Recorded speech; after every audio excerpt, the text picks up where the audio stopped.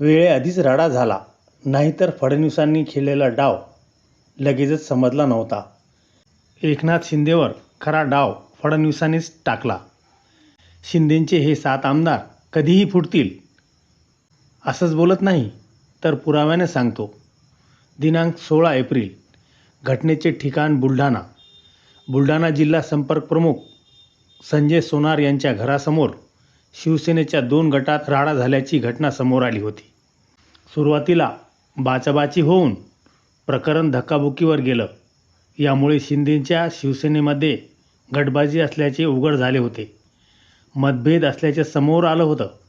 नंतर देऊळगाव राजा येथे एका हॉटेलमध्ये शिंदे यांच्या शिवसेनेच्या आजी-माजी पदाधिकाऱ्यांची आढावा बैठक आयोजित करण्यात आली होती. तारीख 13 एप्रिल. घटनेचे ठिकाण धाराशिव. सोलापूर म्हाडा लोकसभा मतदारसंघासोबतच खासदार श्रीकांत शिंदे यांनी धाराशिव शिवसेनेच्या कामाचा आढावा घेतला. पक्षश्रेष्ठीसमोरच धाराशिव शिवसेनेतील गटबाजीचे दर्शन पहिल्या सेकंदात झाले. जिल्हाप्रमुख अजित पिंगळे आणि माजी मंत्री तानाजी सावंत यांचा गट एकमेकांना भिडला. शिवसेना पदाधिकाऱ्यांनीच भाजपला मतदान केल्याचा आरोपही करण्यात आला. खासदार शिंदे यांनी मध्यस्थी करत, आता काय मारामारी करायची का, खाली बसा असे सांगत पदाधिकारी आणि कार्यकर्ते यांना शांत केलं. तारीख 20 एप्रिल. घटनेचे ठिकाण सातारा.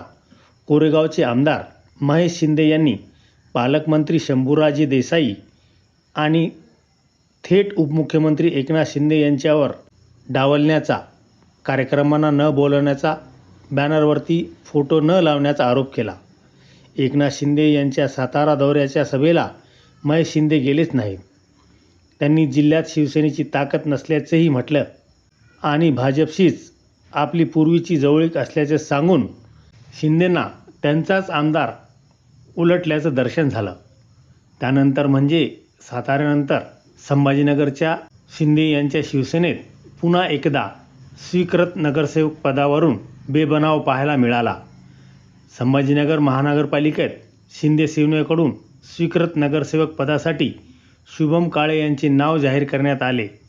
दुसरीकडे या निवडीविरोधात क्रांती चौकात काही इच्छुक रस्त्यावरती उतरले. या निवडीवर नाराजी व्यक्त करत इच्छुक पदाधिकारी विनोद बनकर यांनी गंभीर आरोप केले. क्रांती चौकात विनोद बनकर यांनी उपमहापौर राजेंद्र जंजाळ यांच्या विरोधात जोडे मारो आंदोलन छेडलं. तारीख 15 एप्रिल. घटनेचे ठिकाण ठाणे. मिळालेल्या माहितीनुसार ठाण्यातील शिवसेना शिंदे गटाचे पदाधिकारी नरेंद्र मालुसरे यांच्यावर पक्षाच्याच इतर कार्यकर्त्यांनी हल्ला केल्याची तक्रार दाखल करण्यात आली. गेल्या काही दिवसापासून पक्षांतर्गत गटबाजी आणि निवडणुकीतील उमेदवारीवरून कार्यकर्त्यांमध्ये धुसफूस सुरू होती. ही धुसफूस अखेर उफाळून आली आणि त्याचे रूपांतर थेट हाणामारीत झाले. हा सगळा राडा CCTVमध्ये सुद्धा कैद झाला होता. कार्यकर्तेच एकमेकांना मारहाण करत असल्याचे स्पष्टपणे दिसत होते. आता साताऱ्याबद्दल थोडंसं विश्लेषणात्मक बोलू. शंभूराजे देसाई, मकरंद पाटील आणि इतर नेत्यांवरती साध्या वेशातील पोलीस कर्मचाऱ्यांनी मारहाण केल्याचा आरोप. देसाईंनी मला 100 पोलिसांनी मारलं असं विधान केलं. शिंदे गटाचे आमदार महेश शिंदे यांनी मात्र त्यांचेच मंत्री देसाईंच्या आरोपांना विरोध केला आणि पोलिसांवरती आरोप करणं चुकीचं असं म्हटलं. त्यामुळे शिंदे गटातच अंतर्गत मतभेद झाल्याचे उघड झाले. देसाईंनी महेश शिंदे यांना डावलणं, कार्यक्रमांना न बोलावणं, बॅनरवर फोटो न लावणं असे आरोप केले. महेश शिंदे यांनी प्रत्युत्तर देत 5 वर्षे पालकमंत्री पदात शिवसेनेची ताकद जी आहे ती फक्त 30 सदस्यांपर्यंतच शिवसेना वाढवता आली आहे असं त्यांनी म्हटलं. महेश शिंदे यांनी मी मूळचा भाजपचाच आहे. अपघाताने मी शिवसेनेमध्ये आलो. स्वतःच्या जीवावर निवडून आलो असं जाहीर केलं. एकनाथ शिंदे यांच्या सातारा दौऱ्यामध्ये महेश शिंदे यांना निमंत्रण न मिळाल्याने ते कार्यक्रमाला गैरहजर राहिले. बॅनरवर त्यांचा फोटो गायब असल्याचे प्रकरण चव्हाट्यावर आले. विधान परिषद उपाध्यक्ष नीलम गोरे यांनी साताऱ्याचे SP चे तात्काळ निलंबन करण्याचे आदेश मागच्या महिन्यात दिले. फडणवीस यांनी विधिमंडळाला निलंबनाचा अधिकार नाही असे स्पष्ट केले. पण चौकशीसाठी SP ला सक्तीची रजा दिली. 20 एप्रिल 2026 रोजी राज्य सरकारने SP तुषार दोशी यांची सांगली SP म्हणून बदली केली आणि केवळ 11 महिन्यातच त्यांना नवीन पद दिलं आणि त्या ठिकाणी नवीन SP म्हणून DCP निखिल पिंगळे यांची नियुक्ती झाली आहे. जिल्हा परिषद निवडणुकीतील प्रकरण आणि देसाईंचा दबाव या गोष्टीसाठी परिणाम मानला जातो. आत्ताच्या या सगळ्या घटनांची जी मी तुम्हाला टाईमलाईन सांगितली यावरून एकटे महेश शिंदे म्हणाले की मी मूळ भाजपचाच कार्यकर्ता आहे. मी अपघाताने शिंदे गटात आलोय आणि म्हणूनच महेश शिंदे सारखा साधा आमदार सध्या एकनाथ शिंदेंना थेट नडतोय. जिकडे शंभूराज देसाईपासून आमदार खासदार यांनी अख्खं विधानमंडळ विधान परिषद डोक्यावर घेतली होती. SPंचं निलंबन करा म्हणून सांगत होते. मंत्र्यांना 100 पोलीस ओढतायत असं सांगत होते. तिथे महेश शिंदे नावाचे हे आमदार एकटे शंभूराज देसाईंना भिडले आणि पर्यायी एकनाथ शिंदेंनाही थेट भिडले. ते निवडून तर शिंदे गटाच्या तिकिटावर आले, मात्र तरीही एकनाथ शिंदेंना ओपन चॅलेंज देऊन सांगतात की मी अपघाताने शिंदे गटात आलेलो. इथे मुळात शिवसेनेची काही ताकदच नाही. निवडून आलो तुम्ही माझ्या जीवावर इतकं काही बोलण्याची ताकद जी महेश शिंदे यांची झाली. पर्यायाने एकनाथ शिंदेंनाही थेट भिडले. ते निवडून तर शिंदे गटाच्या तिकिटावर आलेत, मात्र तरीही थेट एकनाथ शिंदे यांना ओपन चॅलेंज देऊन सांगतात मी अपघाताने शिंदे गटात आलेलो. इथे मुळात शिवसेनेची काही ताकदच नाही. निवडून आलो तुम्ही माझ्या जीवावर इतकं काही बोलण्याची ताकद जी महेश शिंदे यांची झाली. असं वाटतं की ही फडणवीसांच्या वरदहस्ताशिवाय झाली. देवेंद्र फडणवीस यांनी आता महेश शिंदेंना उघड होण्यासाठीचे आदेश दिलेत का, असा प्रश्न निर्माण होतो. कदाचित सातारा जिल्हा परिषदमध्ये झालेला हा राडा फडणवीसांनी शिंदे गटामध्ये पेरलेले आमदार जे लगेच बाहेर फोडायचे नव्हते ते वेळेआधीच महेश शिंदेंच्या रूपाने बाहेर पडले की, आणि एक महेश शिंदे नाही तर असे एकनाथ शिंदेंच्या पक्षामध्ये फडणवीसांनी किंवा भाजपनी पेरलेले किती आमदार आहेत जे वेळेनुसार अशीच नांगी एकनाथ शिंदेवर टाकतील.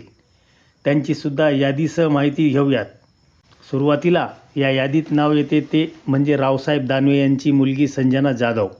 रावसाहेब दानवे मूळ भाजपचे, मात्र त्यांची मुलगी संजना जाधव या शिंदे गटाच्या तिकिटावर विधानसभा लढल्या आणि विजयी झाल्या. आमदार अमोल खताळ विखे पाटील समर्थक अपघाताने शिंदे गटाचे तिकीट घेऊन निवडून आलेत.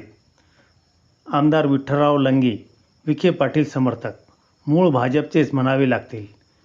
तेही शिंदे गटामध्ये अपघाताने आलेत. आमदार महेश शिंदे एक्सपोज झालेत. आमदार निलेश राणे नारायण राणेचे पुत्र अपघाताने शिंदे गटात आलेत. आमदार राजेंद्र गावित माजी भाजपचे नेते ते सुद्धा शिंदे गटामध्ये अपघाताने आलेत. आमदार मुरजी पटेल हे सुद्धा भाजपचे माजी कॉर्पोरेटर आहेत. एकंदरीत जर हे सगळे नावे बघितले यापेक्षाही खूप लांब यादी आहे, मात्र मी प्रमुख अशी नावे सांगितली. निलेश राणे, विठ्ठलराव लंगे, अमोल खताळ, महेश शिंदे, रावसाहेब दानवेंची मुलगी हे सगळे लोक मूळचे भाजपचेच, मात्र ते काही काळासाठी शिंदे गटात ठेवलेत. आता सातारा ZP जशी ताब्यात घ्यायची वेळ आली त्यावेळी शिंदे गटातील महेश शिंदे आपल्याकडे वळून शिंदे गटातील आपला पहिला आमदार उडला. आता ही भली मोठी यादी आहे जी शिवसेनेमधून कधीही भाजपमध्ये जाऊ शकते. साताऱ्यामध्ये राष्ट्रवादी अजित पवार गट आणि शिंदे गटाची युती होत होती.